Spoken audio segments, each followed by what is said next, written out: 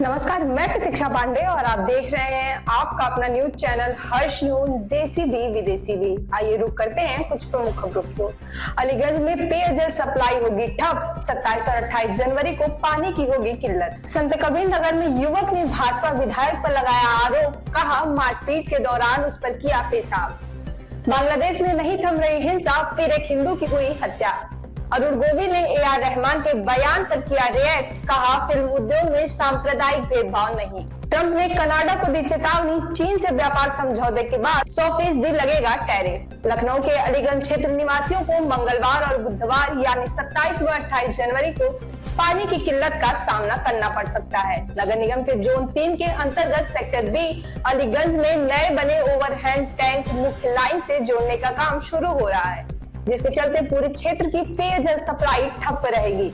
जलकल विभाग के अनुसार यह काम भविष्य में अलीगंज क्षेत्र के नागरिकों को बेहतर प्रेशर और स्वच्छ पेयजल उपलब्ध कराने के लिए बेहद जरूरी है। नवनिर्मित ओवरहेड टैंक के इंटरकनेक्शन के बाद जल वितरण प्रणाली और अधिक प्रभावी हो जाएगी, जिससे क्षेत्र में जलापूर्ति से जुड़ी समस्याओं का अस्थायी समाधान हो सकेगा। हालांकि इस तकनीक के कार्य के लिए 2 दिनों तक पंपिंग बंद रखना अनिवार्य है। नगर निगम ने इस अस्थायी असुविधा के लिए खेद व्यक्त किया है और बेहतर व्यवस्था के लिए नागरिकों का सहयोग मांगा है। नगर निगम प्रशासन ने अपील की है कि लोग असुविधा से बचने के लिए 2 दिनों के लिए पर्याप्त जल भंडार पहले से ही कर लें। जरूरत पड़ने पर आपातकालीन स्थिति में नागरिकों को टैंकरों के माध्यम से सप्लाई दी जाएगी।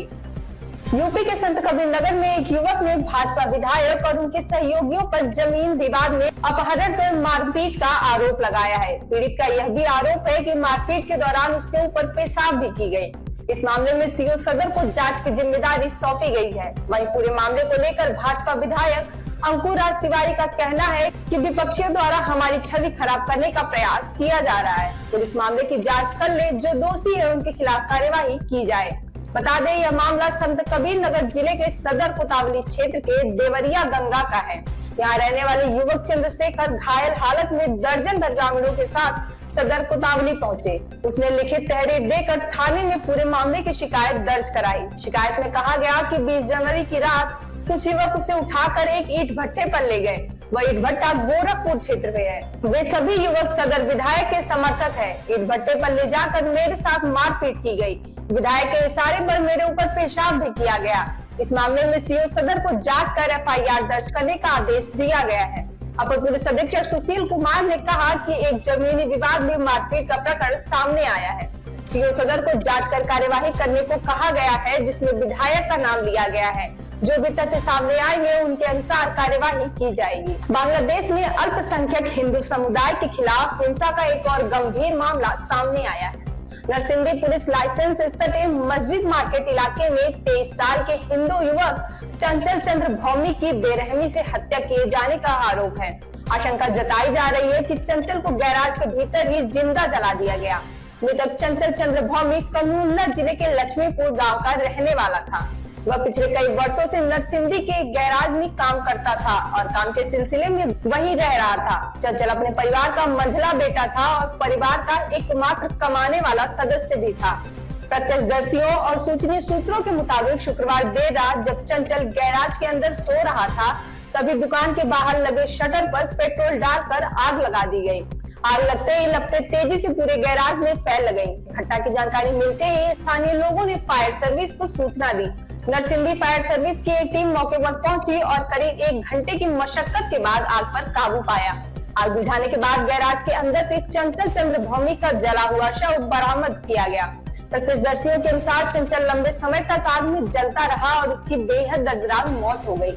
परिजनों ने इस घटना को पूरी तरह पूर्व नियोजित हत्या बताया है। उन्होंने दोषियों की तत्काल गिरफ्तारी और उन्हें कड़ी सजा देने की मांग की है। इस घटना के बाद से पूरे इलाके में भारी तनाव का माहौल है और अल्पसंख्यक समुदाय की सुरक्षा को लेकर नई चिंताएं पैदा हो गई हैं। ऑस्कर विनर संगीतकार ए.आर. रहमान के एक बयान ने पूरी इंडस्ट्री में हलचल मचा दी है। अब एक्टर और पॉलिटिशियन अरुण गोविल ने कहा कि हिंदी फिल्म इंडस्ट्री विविधता का एक जीता जागता उदाहरण है, जहाँ सभी धर्मों और बैकग्राउंड के लोगों को काम करने का मौका मिलता है। उन्होंने कहा कि ऐसा कभी नहीं हुआ कि सांप्रदायिक भेदभाव के कारण लोगों को काम न मिला हो। एक्टर ने शाहरुख खान और सलमान खान का भी उदाहरण दिया। अरुण गोविल ने 23 जनवरी को federation of western India cine employees और सिने आर्टिस्ट वेलफेयर ट्रस्ट के एक कार्यक्रम में AR रहमान के बयान पर रिएक्ट किया, जिसमें संगीतकार ने कहा कि पिछले 8 वर्षों में हिंदी फिल्म उद्योग में उन्हें काम करने का कम अवसर मिला है। रहमान ने इसके लिए सांप्रदायिक को जिम्मेदार ठहराया था।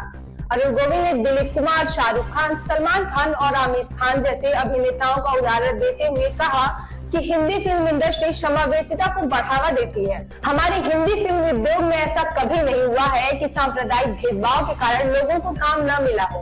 हालांकि फिल्म जगत में इसके उदाहरण मौजूद हैं। उन्होंने कहा कि हमारे फिल्म जगत में हर धर्म के लोग काम करते आए हैं, आज भी ऐसी कोई बात नहीं है। वास्तव में फिल्म उद्योग ही एकमात्र ऐसा उद्योग है जहां सांप्रदायिक भेदभाव नहीं है।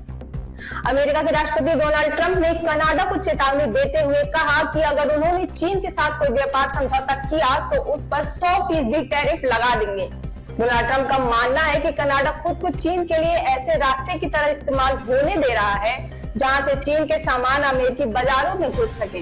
ट्रंप ने खुली चेतावनी देते हुए कहा है कि अगर प्रधानमंत्री मार्क कार्नी ने कनाडा को चीन का ड्रॉप ऑफ पोर्ट बनाया तो यह उनकी बहुत बड़ी गलती होगी। ट्रंप ने ट्रुथ सोशल पर लिखा, ऐसे किसी भी समझौते की सूरत में अमेरिका में आने वाले कनाडा के सभी प्रोडक्ट्स पर भारी टैरिफ लगाया जाएगा। दरअसल सुरक्षा के मुद्दे पर भी ट्रंप और कनाडा के बीच तनातनी चरम पर पहुंच चुकी है।